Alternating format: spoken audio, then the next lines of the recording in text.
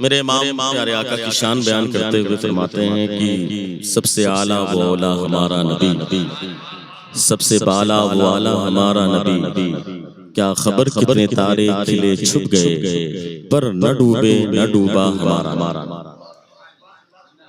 ہم سب کو کہنا چاہیے، کم سے کم اتنا کہنا چاہیے کہ ہمارا۔ آپ کو کیا کہنا چاہیے؟ ہمارا نبی، اتنا بولنا چاہیے۔ کیوں؟ اس لیے کہ ہم اگر ہمارا نبی اتنا کہیں گے تو اس کا فائدہ ہم سب کو اس کا فائدہ ملے گا۔ ہم خانقاہ سراہو شریف میں بیٹھے ہوئے،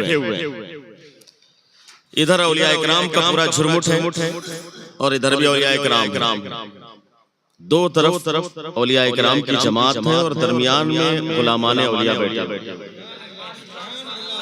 اب آپ اندازہ لگائیں کہ یہ کتنا اچھا پرکیف منظر ہے کہ ادھر بھی ولی اللہ کا، ادھر بھی اللہ کا ولی، اور درمیان میں اس گلی میں غلام ولی بیٹھے ہوئے۔ تو اب سیدھی سی بات ہے، اور الحمدللہ ہم صرف غلام ولی نہیں، غلام علی بھی، کیونکہ یہ تو علی کا گھرانہ ہے۔ اب یہاں جو لوگ آئے ہیں سب نے ناشتہ کیا ہے کہ نہیں کیا؟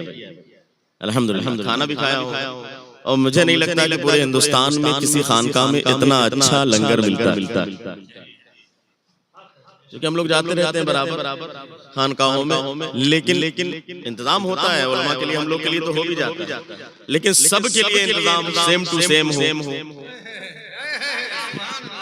ہے کہ نہیں؟ بھوکے رہ کر کے بھی دوسروں کو کھلانے والے ایسے ہوتے ہیں محمد کے۔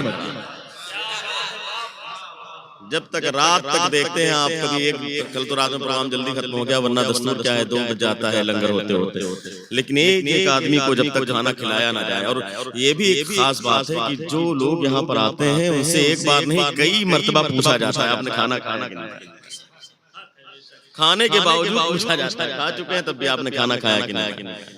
تو اتنا اہتمام، اتنا انتظام، اور یاد رکھیں عرس کا مطلب صوفیہ فرماتے ہیں کہ عرس کا خاص مقصد کیا ہے؟ اصل مقصد کھانا کھلانا۔ تو الحمدللہ اس اصل مقصد پر عمل کیا جاتا ہے، اور اس کے ساتھ میں تقریبات ہوتی ہے تاکہ ہمارے نام اعمال میں نیکیوں کا اضافہ ہو، ہم کچھ چیز سیکھ کر کے یہاں سے جائیں۔ تو اگر ادھر بھی ولی اور ادھر بھی ولی، دونوں طرف ولی ہیں، اور درمیان میں غلام علی اور ولی بیٹھے ہوئے ہیں۔ اب اگر ہم یہ کہیں گے کہ نبی ہمارے ہیں تو یہ ولی بھی گواہ ہو جائیں گے، وہ ولی بھی گواہ ہو جائیں گے، علی بھی گواہ ہو جائیں گے۔ آپ نے زمین پر سراہو شریف کی سرزمین پر بیٹھ کر کے کہا نبی ہمارے ہیں، نبی ہمارے ہیں۔ کل میدان محشر میں نفسی کے عالم میں، پریشانی کے عالم میں میرے مصطفیٰ نے ایک مرتبہ اشارہ کر کے کہہ دیا مولا یہ غلام ہمارے ہیں۔ صرف ایک مرتبہ سرکار نے اشارہ کر دیا کہ مولا یہ غلام ہمارے ہیں، قسم خدا کی۔ اور ہم تو اسی کرم کے امیدوار ہیں کہ کل میدان حشر ہو سرکار کا ایک اشارہ ہو، اور کیوں نہ ہو، ورنہ ہم نے روایتوں میں پڑھا تھا۔ دانش بھائی، مشیر بھائی موجود ہیں، شعیب بھائی موجود ہیں، فیضان بھائی، ندیم بھائی، حضرت علامہ ان کو بھی قرآن پاک آپ پڑھیں گے تو آپ سنیں گے انشاءاللہ تعالیٰ ایمان تازہ ہوگا۔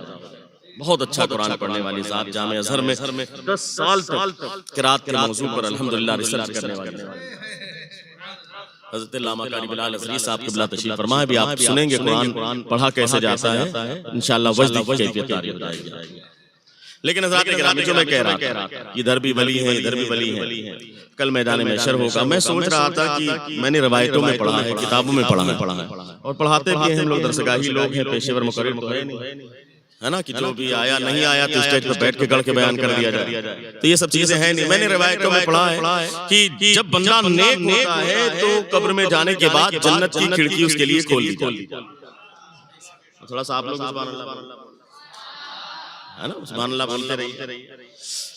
جب بندہ نیک ہوتا ہے تو جنت کی کھڑکی قبر میں کھول دی جاتی ہے، جنت کا بچھونا بچھا دیا جاتا ہے، تا حد نگاہ قبر میں وسعت کر دی جاتی ہے، جہاں تک نگاہ جاتی ہے قبر میں وسعت، بندہ نیک ہوتا ہے۔ اور اگر بندہ نیک نہیں ہے تو اس کے لیے جہنم کی کھڑکی کھول دی جاتی ہے، جہنم کا بچھونا بچھا دیا جاتا ہے، قبر کو تنگ کر دیا جاتا ہے، اتنا تنگ کہ ادھر کی پسلی ادھر، ادھر کی پسلی ادھر ہو جائے اگر بندہ نیک نہیں ہے تو۔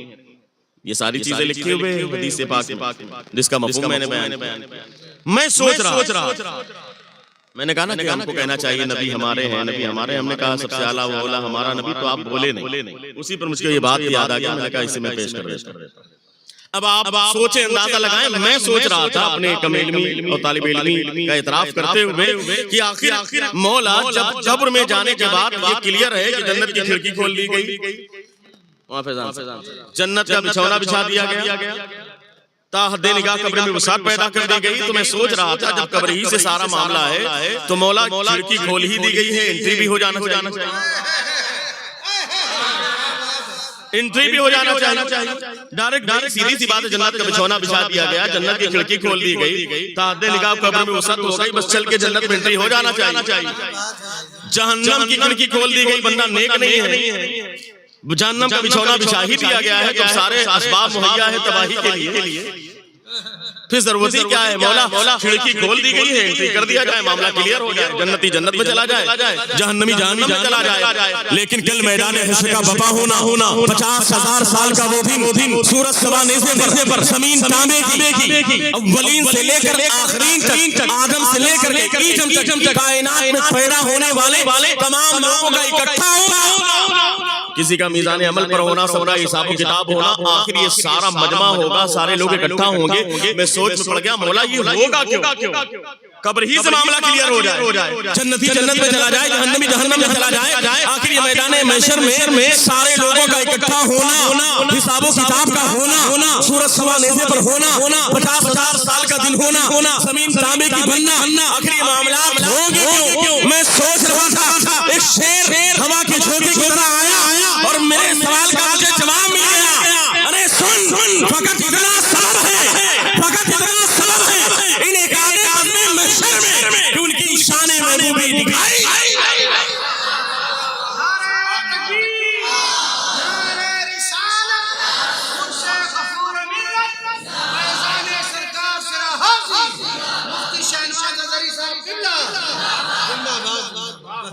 جواب مل گیا، فقط اتنا سبب ہے انہیں کہتے بزم محشر کہ ان کی شان محبوبی دکھائی جانے والی ہے. جو لوگ یہاں انکار کرتے ہیں نا، وہ جو 12 دونا 24 ہوتے ہیں،